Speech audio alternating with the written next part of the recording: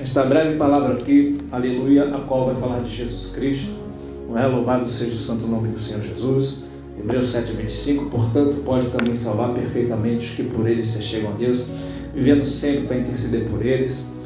Aleluia. Se você for voltar no livro de Hebreus, porque ele começa com portanto, né? E portanto é uma espécie de conjunção, né? Que vai concluir algo que foi falado antes. Aleluia, portanto, né? Então nós temos que ver o que ele falou antes. Aleluia.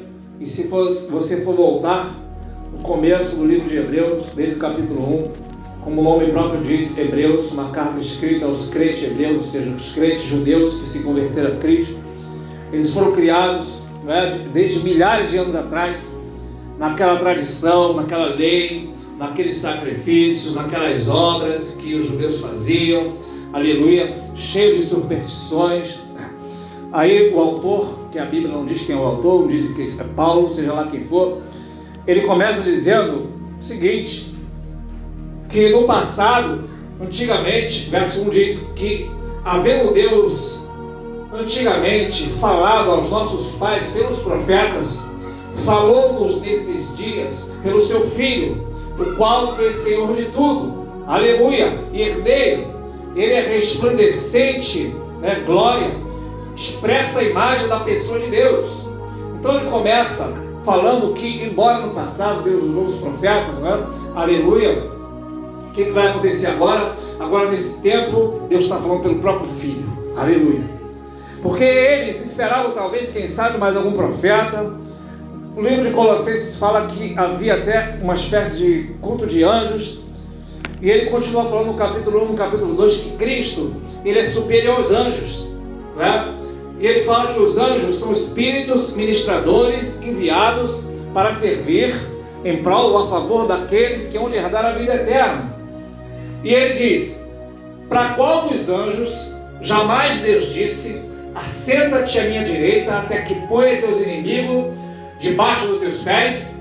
Deus nunca falou isso para os anjos, mas falou para o Senhor Jesus, assenta à minha direita até que ponha teus inimigos, todos os teus inimigos, nos cabelos dos teus pés. Ou seja, todos os inimigos de Jesus ficarão debaixo dos pés dele, aleluia. E se você não sabe disso, a Bíblia diz que a igreja, que Jesus é a cabeça do corpo da igreja, a igreja é o corpo de Cristo, aleluia. A Bíblia diz que a igreja é a plenitude de Cristo, aleluia. O meu corpo não é minha cabeça, o meu corpo é tudo, o meu corpo é a minha plenitude. Só com a cabeça, eu só tenho a cabeça, aleluia, mas com o meu corpo eu tenho a plenitude, ou seja, a igreja é a plenitude de Cristo. Então se Cristo é a cabeça, Cristo é não ao pé, aleluia. E se todos os inimigos vão estar debaixo dos pés de Cristo, significa dizer que todos os inimigos estarão debaixo dos pés da igreja, aleluia. E a igreja, ela tem poder para pisar serpentes, escorpiões, então significa dizer que o diabo está debaixo dos pés da igreja. Quem pode dizer aleluia? Aleluia.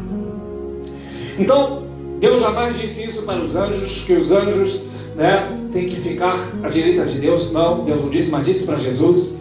Aleluia, pelo contrário, a Bíblia diz, no mesmo, eu estou citando o capítulo 1 de Hebreus, no mesmo capítulo 1 diz, todos os anjos de Deus o adorem, ou seja, Deus manda os anjos adorarem a Cristo. Aleluia. Então, esse autor aos Hebreus, ele vai falando, né, que Jesus é superior aos anjos. Depois no capítulo 3, ele vai falar que Jesus é superior a Moisés.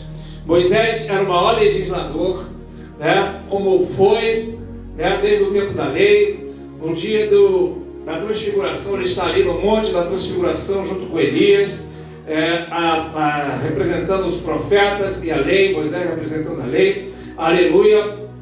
E as pessoas inclusive diziam, quando Jesus vai pregar algumas vezes, nós somos discípulos de Moisés, nós somos teus discípulos, né?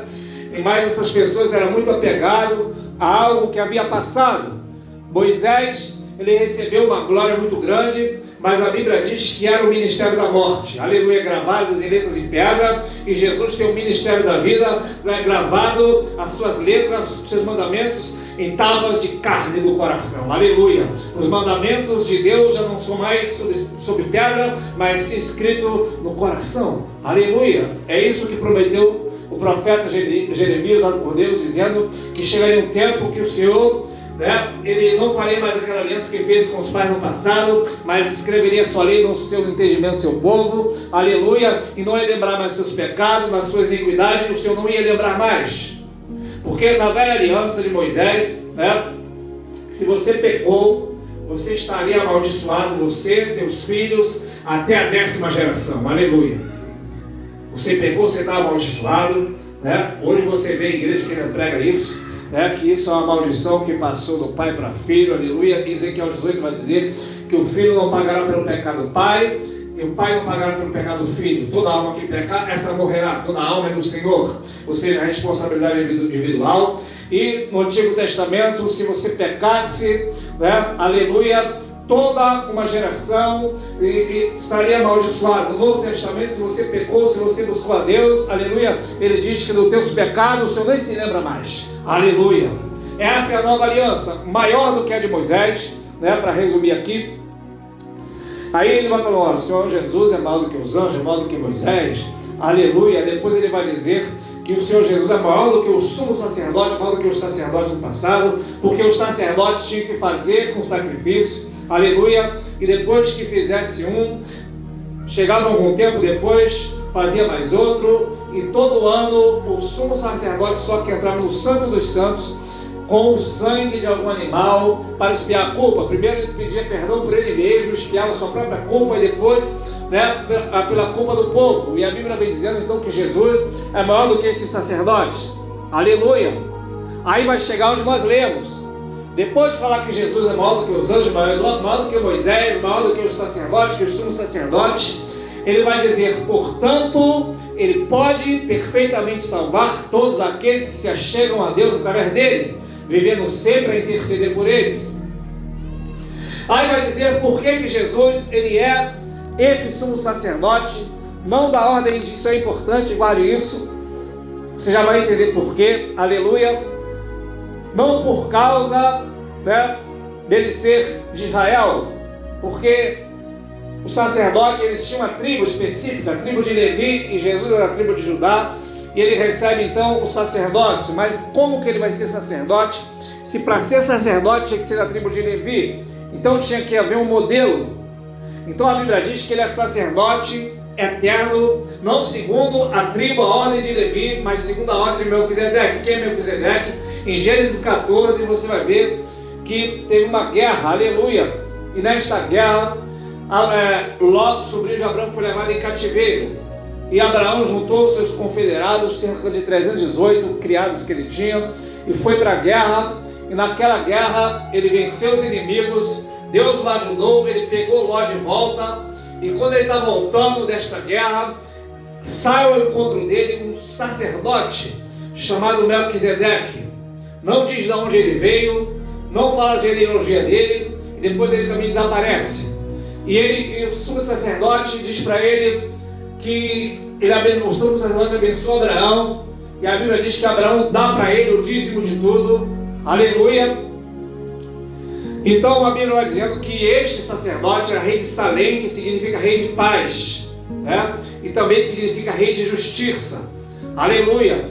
E no capítulo 7 aqui de Hebreus nós lemos, vai falar que esse sumo sacerdote Melquisedeque é uma figura de Cristo, porque Jesus, ele é rei de paz, aleluia, e também rei de justiça, aleluia. E Abraão, que tinha as promessas, era o maior homem da terra na época, e o texto diz, sem contradição alguma, o menor é abençoado pelo maior, ou seja, está dizendo também que Jesus é maior do que Abraão, aleluia, e que ele é rei de paz, rei de justiça, aleluia. E se ele é maior do que os anjos, maior do que Moisés, maior do que os sacerdotes, maior do que Abraão, é rei de justiça, rei de paz, portanto, ele pode perfeitamente salvar todos aqueles que se achegam a Deus através dele, vivendo sempre a interceder por eles. E o que tudo isso significa, irmãos? Aleluia. Eu fui pesquisar algumas coisas no grego, né? O texto vai dizer, portanto, ele pode perfeitamente salvar, aleluia, pode salvar perfeitamente. A palavra salvar é sozo no grego, porque no grego, às vezes uma palavra, ele tem inúmeros significados, aleluia, é uma língua muito rica. Então a palavra salvar aqui significa salvar, livrar do mal, livrar do perigo, guardar, fazer com que não aconteça nada com a pessoa, livrar da doença, da maldição, de todo o mal, de tudo aquilo que não presta. A salvação, então, ele pode perfeitamente, ou seja, não é a salvação imperfeita, não é a salvação pela metade, não é a salvação que está tudo bem, mas nessa parte está ruim, não. A salvação é perfeita, ele pode salvar perfeitamente, e essa salvação inclui tudo. Aleluia. Inclui todas as áreas da nossa vida. Aleluia. Não tem como você dizer que você é salvo, aleluia, mas algo não está dando certo, aleluia. Está dando tudo certo. Quem pode dizer aleluia? Está dando tudo certo, vai tudo bem, aleluia. A salvação é sozo, ele diz sozo porque ele fez algo completo. Ele pode salvar perfeitamente, aleluia. A salvação é completa, aleluia, é perfeita. Você veja que tem crente aí, que você para conversar com ele. Eu sei que aqui não tem ninguém assim, aleluia, mas tem crente aí que ele só para contar a derrota, só para chorar, só vive chorando, reclamando da vida. Tudo para ele está ruim, está acontecendo isso ruim, está acontecendo aquilo outro ruim, aleluia, está acontecendo aquilo outro ruim, isso aqui não está dando certo, aquilo outro está dando tudo certo, aleluia. Glória a Deus. Porque quando você ora, Deus não muda a situação, Deus está mudando você, aleluia. Porque se a oração não muda Deus, mas muda a gente, aleluia. Então o que vai acontecer? Se você voltar aqui no mesmo livro de Hebreus, no capítulo 4, vai falar que Jesus é maior do que Moisés, e aqueles a quem Moisés foi fiel na sua casa, assim como Moisés é digno de honra, porque ele foi fiel na sua casa, mas digno de maior honra do que a casa é aquele que constrói a casa, e a Bíblia diz que Jesus é aquele que tudo fez, tudo criou, na qual casa somos nós, se permanecermos firmes na esperança da glória até o final, aleluia. Ou seja, a Bíblia diz que assim como Moisés foi fiel na sua casa, Jesus é fiel à sua casa, e a casa somos nós, se nós formos firmes na esperança da glória até o final, aleluia. Aí ele continua dizendo no mesmo capítulo que os que estavam com Moisés pereceram no deserto. Pereceram por quê? Por causa da incredulidade. Aleluia. Foram prostrados e caíram no deserto por causa da incredulidade. E o que significa a incredulidade? Ao sair, depois de Deus abrir o mar, eles verem maravilhas. Aleluia, não é? Tem duas questões aí. Primeira questão, depois de ver maravilhas, na primeira prova, eles diziam: nós vamos morrer. Aleluia. Faltou água, acabaram de ver o mar se abrir, e ao ver uma falta de água, falaram assim: vamos morrer de sede. Deus fez sair água da rocha, Deus fez aparecer água. Daqui a pouco faltou pão, queremos comer algo, Deus fez chover pão do céu, esse pão apontava para Jesus. Daí a pouco ele falou: não quero mais pão, quero carne, Deus fez vir carne. Mas o povo estava todo o tempo reclamando, ou seja, não adiantou ver milagres, aleluia, porque esse milagre não produziu fé. Agora eu vou te dar uma dica: o milagre não produz fé, o que produz fé você lê a palavra. Porque a fé é que faz você crer naquilo que você não vê, e a fé ela só vem por um meio, e ouvir a palavra de Deus. Quando você está firmando a palavra, você está firmando uma rocha bem firme, aleluia. Então a Bíblia diz que Jesus, ele é sobre a sua casa, fiel. A casa somos nós. Os que estavam com Moisés, mesmo Moisés sendo fiel, a maior parte não pôde entrar por causa da incredulidade. Assim também resta um repouso para o povo de Deus. Aqueles antes não puderam entrar no repouso, mas para você ainda tem o repouso. Quem pode dizer aleluia? Este repouso é a glória, aleluia, em que os adventistas falam que é o sábado, mas é o repouso do crente, aleluia. Inclusive no grego é sabatismos, quer dizer descanso, repouso. Nosso repouso, o sábado que eles guardavam antigamente, significava apontar para o verdadeiro sábado, que é a eternidade, o lugar de descanso. Aleluia! Então, portanto, ele pode salvar perfeitamente. Quem que eles podem salvar perfeitamente? Aqueles que se achegam a ele, que se achegam a Deus, que se achegam por ele a Deus. Aleluia! Não é pela igreja que você se achega a Deus, não é pelo pastor, não é pelo lugar, aleluia. Você se achega a Ele através de Jesus. Você se achega a Deus através de Jesus, Porque se fosse a igreja, e a igreja eu sempre digo que a igreja somos nós, Deus não habita em templos feitos pela mão do homem. A igreja é importante, a igreja que fala o templo para nós reunir, para nos abrigar da chuva, do sol, do calor. Aleluia! Mas a igreja pode ser na nossa sala, pode ser no nosso terraço, pode estar entre os presos lá no presídio, pode estar no trabalho, onde a pessoa trabalha, aleluia, né? Então, Ele pode salvar os que se achegam a Ele, achegam a Deus através dEle, ou se achegam por Ele a Deus, porque em muito lugar as pessoas, elas vão na igreja, vão no templo, mas a fé dela já não está em Jesus, está sim aí no templo, aleluia. O que se torna então a chamada religião. E o que a religião faz? A religião cria templos, que a primeira religião que foi fundada no mundo foi a Torre de Babel, ali por Gênesis. E Nimrod, ele construiu aquela torre para ajuntar pessoas. Deus tinha dito para o povo ir se espalhar para a terra, e Nimrod queria juntar as pessoas, né?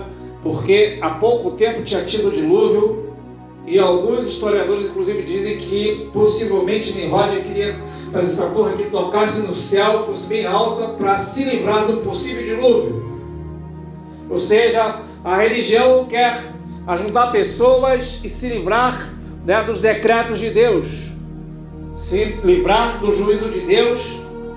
Então isso quer dizer que tem muitos Nimrod por aí, aleluia, propagando coisas que não está na palavra e falando que a pessoa tem que fazer isso, tem que fazer aquilo outro. Não, a Bíblia diz que Ele pode perfeitamente salvar todos aqueles que por Ele se achegam a Deus, aleluia. Então você tem que se achegar a Deus através dEle, aleluia. Você vai até Ele, aleluia. Então você está se achegando a Deus. Paulo pregando no Areópago, né? Está ali pelo Atos capítulo 17, se não me engano. E ele chega no lugar e ele vê um lugar cheio de imagens, né? Muitas imagens de escultura. E Paulo estava esperando alguém. Paulo ficou triste com tanta idolatria. E Paulo começou a pregar. E eles disseram: o que está dizendo esse paroleiro, que é um falador? Ele está falando algo de deuses novos, vamos ouvir. Eles se ocupavam de ouvir algo novo, né? E Paulo começou a olhar para aquelas imagens. Tinha o Deus fulano, Deus ciclano, e tinha um altar que estava escrito assim: esse altar é homenagem ao Deus desconhecido, aleluia. E tinha ali também os estoicos e epicureus, que eram dois tipos de filósofos, né? Uns diziam que o prazer era, o sentido da vida era curtir a vida, e o outro já dizia que as pessoas tinham que estar bem consigo mesmo.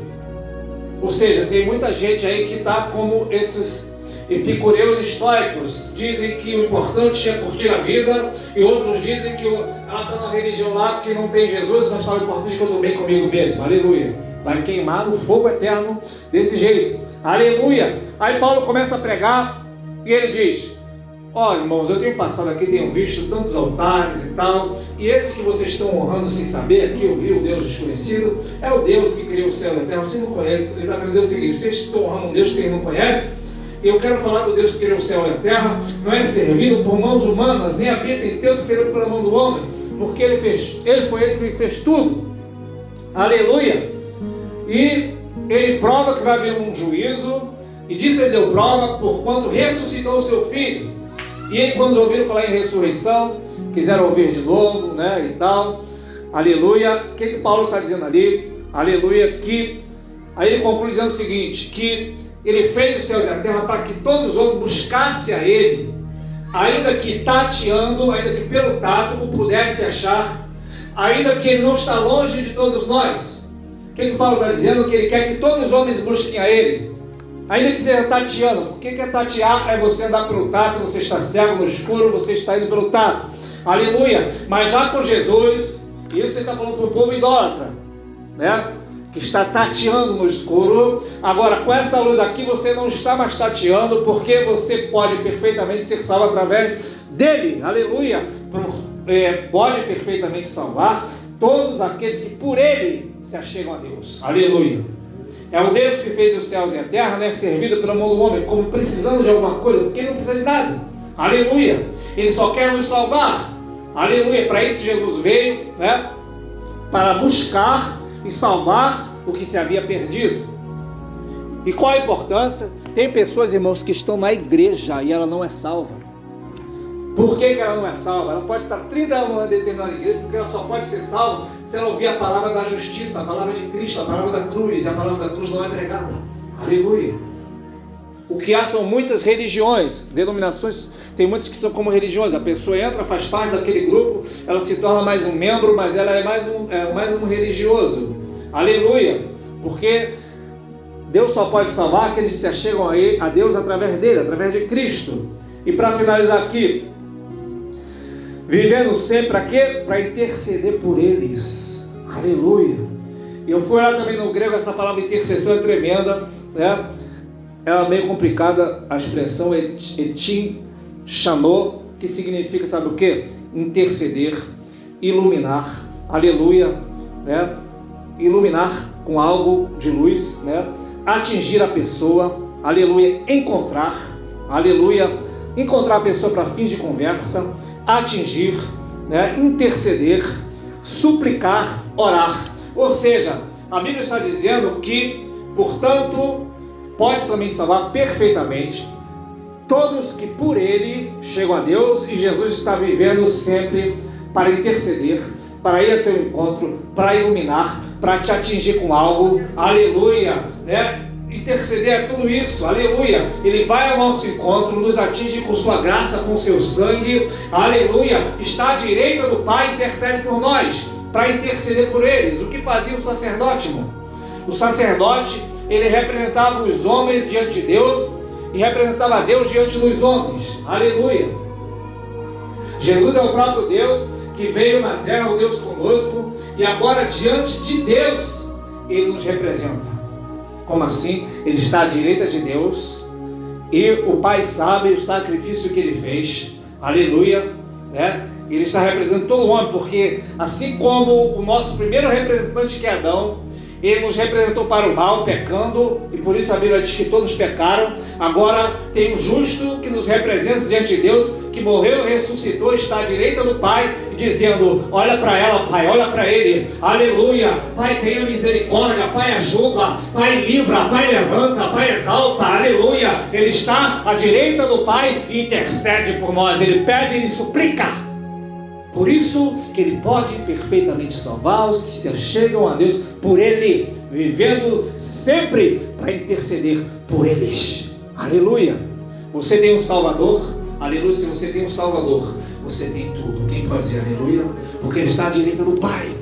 Triste seria, irmão, saber que porventura você não tem ninguém por você. Isso seria triste. Aleluia. Quando você vê uma pessoa, né, no mundo, ele pode estar perdido o que for, seja no lamaçal que for, só que tem um versículo na Bíblia que Jesus, em São João 17, ele vai orar para Deus, vai dizer: Pai, eu rogo não só por esses meus discípulos aqui, mas por todos que hão de crer em mim pela tua palavra. Ou seja, Jesus está dizendo: Pai, eu oro não só por meus discípulos, mas todos quanto hão de crer em mim por aquilo que está escrito na Bíblia. Isso quer dizer que quando eu estava lá no mundo, já tinha essa oração sobre a minha vida, porque hoje eu creio em Cristo por aquilo que está escrito. Aleluia. Então, quando você crê em Cristo por aquilo que está escrito, tem uma oração de Jesus sobre a sua cabeça, que está em João 17. Aleluia, né? Agora, quando não tem ninguém intercedendo, aleluia, ai dessa pessoa, ai daquele que não tem Jesus intercedendo. Então, aleluia. Pode estar o mundo inteiro contra você, pode ter a bruxaria, a macumbaria, que for importante é que o Senhor Jesus está à direita do Pai, intercede por nós. Vamos estar de pé, aleluia, vamos estar clamando. Tua fé tem que estar totalmente nele, aleluia, somente nele e mais ninguém, né? Aleluia, porque no tempo da luta, no tempo da provação, seja lá o que for, né? Que eu não estou falando que tem que acontecer, mas se acontecer, tua fé tem que estar nele, aleluia.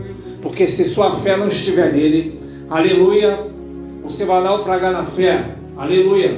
Mas se tua fé estiver nele, até isso, aleluia, encaixa naquela palavra em que Pedro, ele vai negar Jesus, e Jesus disse para Pedro: Pedro, Satanás te pediu para te cirandar, né, numa peneira, te passar na moenda, mas eu intercedi ao Pai para que tua fé não desfaleça, aleluia. Tu, quando se converteres, confirma a fé dos teus irmãos. Ou seja, Jesus, ele intercede ao Pai pela fé de Pedro, para que Pedro não naufragasse. Aleluia. Ele está intercedendo por você, então você precisa confiar que ele está contigo nesta batalha. E se ele intercede por nós, a Bíblia diz, se Deus é por nós, quem será contra nós? Então sai daqui com esse versículo no seu coração. Nós nos achegamos a Deus através de Cristo. Aleluia. Se a pessoa não tiver o conhecimento disso, aleluia, né? A pessoa vai se enfraquecendo na fé. Aleluia. Pense nos discípulos do passado, aleluia, que passavam meses viajando, por exemplo, Paulo, anos preso, e não tinha uma igreja. O que ele tinha? Ele tinha só a fé dele em Cristo, era ele e Jesus orando, aleluia. Nem a Bíblia do Novo Testamento não tinha, porque foi ele que escreveu uma parte, ele só tinha essa fé em Cristo, aleluia. E ele viu Jesus depois de ressuscitar, não andou com Jesus, tá? Ele não foi um dos apóstolos quando Jesus estava, pregando em carne e osso, aleluia. Ele foi se converter depois, assim como você se converteu depois, aleluia. Mas a fé, ao ele ler o Antigo Testamento, ele conseguiu extrair Cristo, dos textos do Antigo Testamento, porque Jesus está ali, aleluia. Então, não é pelo fato de vir no templo, é sua fé em Cristo. O problema é que, se a pessoa não vem no templo, também não aprende, Então você está aqui nesta noite, vamos estar orando em nome de Jesus.